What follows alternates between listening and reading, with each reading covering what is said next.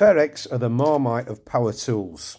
Some people love Aldi's cheap power tool range, others think that Ferrex products are cheap rubbish and buying them's a false economy. Welcome to Big Ted's Home and Garden. In today's video we're going to take a look at the Ferrex compact pressure washer from Aldi. I'll show you what you get in the box, I'll show you how to put it together, and I'll show you what it can do. Now this is a 1400 watt compact pressure washer and it's got a maximum pressure output of 105 bar. To give you an idea of comparative better known machines, this is roughly equivalent to the Karcher K2, Karcher's entry level lowest priced domestic pressure washer. The basic Karcher K2 is currently £59 in B&Q. This Ferrex pressure washer was only £45 from Aldi. And not only is it cheap, but it also comes with a 3-year warranty. So let's open it up and see what's inside the box.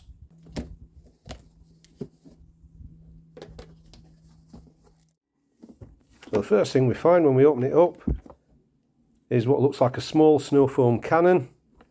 It's actually labelled as a cleaning agent container. We'll test that later.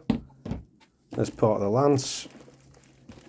And then we'll take the main body of the machine out. You can see the hose on top of the machine. That's a 6-metre high pressure hose. And there's the rest of the lance.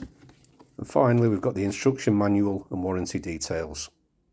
When we unwrap the main machine, we've got the power switch on the front above the Ferrex branding, variable jet nozzle and the hose adapter in a plastic bag attached to the handle. We've got a power cable down there. This is a bracket for hanging the power cable on the machine. This fitting holds the control handle and the lance. And then we've got the cleaning agent container, stroke foam cannon, and the high pressure hose, which as I said before is 6 metres long. The hose is used to attach the control handle and the lance to the machine. The instruction manual is actually not bad. It's a combination of pictures and text. The diagrams are pretty clear, the text is pretty concise, and there are lots of warnings. But to be honest with you, putting this thing together is so easy, you don't really need the manual. First job is to attach the bracket which holds the power cable. This bracket just clips into position on the right side of the machine. The water inlet's on the back of the machine. You need to remove that cover and then take the hose connector and screw it on so that it's hand tight. There is a rubber washer in there, so you don't need to tighten it up too much. Once you've done that, we can flip it back round and we can take the bracket which holds the control gun and the lance, and that clips into position on the side here.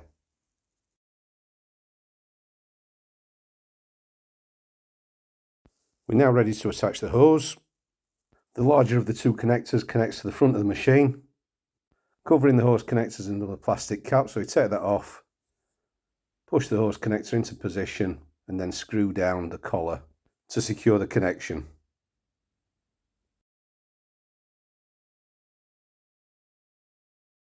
The coiled hose hangs neatly over the lance bracket, and then you can connect the other end of the hose to the lance handle.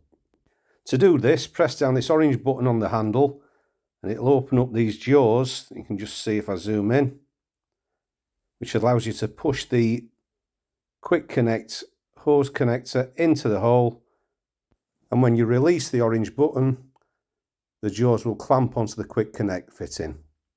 One nice feature of the control handle is this safety lock, which allows you to lock the trigger in the off position. You can't lock it on though, as you can see here. The high pressure lance has a bayonet fitting which you push into the handle and then twist to lock it in position. This is very similar to the mechanism that Karcher pressure washers use. The foam cannon connects in a similar way. Push and twist to lock. If the orientation of the bottle is not correct, you simply twist the lance until you're happy with the positioning. If you're using the high pressure nozzle, it simply clips into position. Hold that button down and clip it in, and then you can adjust it by twisting it to change the orientation of the spray pattern, either vertical or horizontal. We'll take a close look at those two metal plates when we operate the machine shortly. We can clip the lance and the handle to one side of the machine.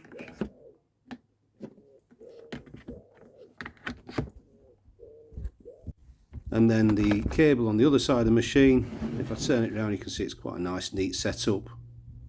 Pressure washer is very compact, it'll fit easily in the boot of a car, for example. And with a weight of only just over 4 kilos, even an old man like me can pick it up easily. So it's looking good so far, but I've got one major reservation at this point, and that's accessories. In the UK, by far the biggest pressure washer brand is Karcher. And you can see here, the accessories that fit a Karcher pressure washer have a different fitting to the ones which fit this pressure washer. Now that means that you're going to struggle to find a better foam cannon, for example, or a surface cleaner which will fit this pressure washer. The only way you're going to be able to do it is if you buy an adapter, and doing that's going to wipe out any cost advantage that this has got over the Karcher K2.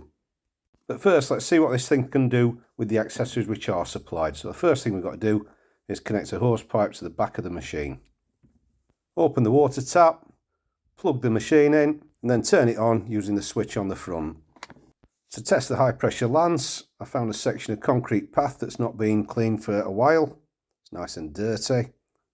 We'll start with the nozzle on its highest pressure setting. That's with the most concentrated jet.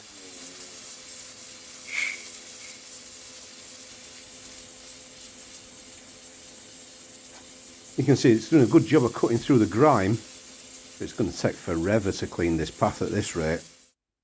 This was how much I managed to clean in about a minute and a half. One good thing about this nozzle is that you can adjust the spray pattern by twisting the nozzle to move these two plates closer or further apart. If you move them closer together, you'll get a wider spray fan, but the pressure will be reduced. As you can see here, by doing this, I can manage to speed up the cleaning process without much of a reduction in the cleaning power.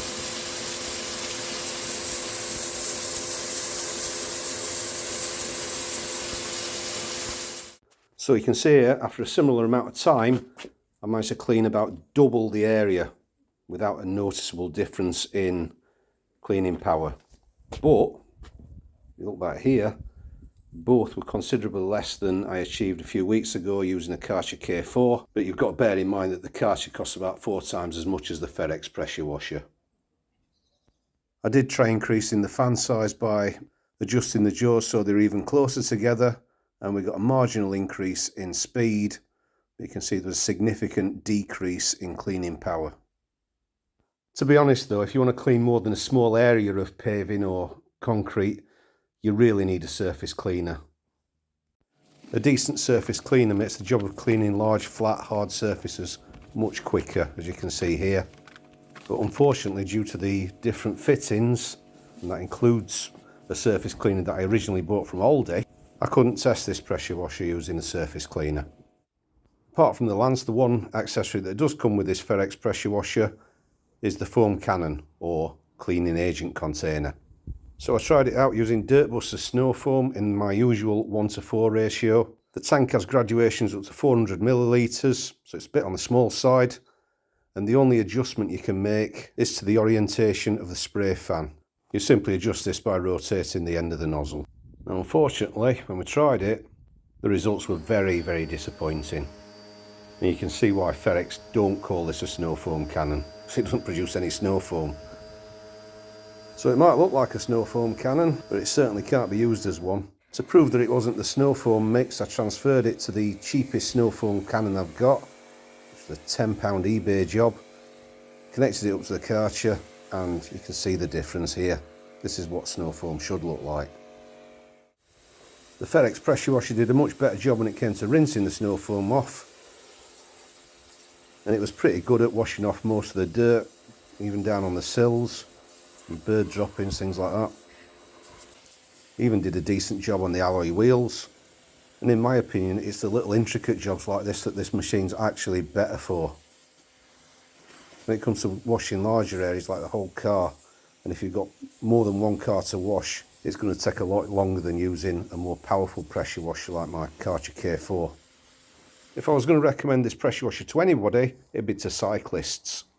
This pressure washer might not be much good for cleaning large areas, but if you want something small and cheap that doesn't take up much space in the garage, This pressure washer is ideal for cleaning mud off your bike. The lance produces a jet which is fine enough to get into all the little nooks and crannies on your bike, and you can see it's not that powerful that it's going to knock the bike over. So if I was looking to buy a new pressure washer, would I buy this machine? To be honest with you, no, I wouldn't. It doesn't suit me and what I want out of a pressure washer. And the deal breaker, as far as I'm concerned, is the fittings. And the fact that if you don't buy an adapter, you're going to be restricted to a very, very narrow range of accessories. If anyone can recommend an adapter for this machine, please leave a comment below. I'm sure someone will find it useful. Especially my esteemed colleague Mr. Gillam, who was kind enough to lend me this pressure washer to review. In terms of the materials used and build quality, there's absolutely nothing wrong with this machine. And the fact that it comes with a 3-year warranty shows that Aldi are confident about the durability of it. If you've only got a small driveway or patio, if you don't intend to wash multiple cars, or if you simply just want to wash the mud off your bike after a ride, you might find that this is absolutely ideal for you. And if that's the case, at £45, this thing's a bargain. So I hope you found this useful. If you have, leave a thumbs up. If you've got any questions, leave a comment below. And don't forget to subscribe to Big Ted's Home and Garden. We'll see you soon.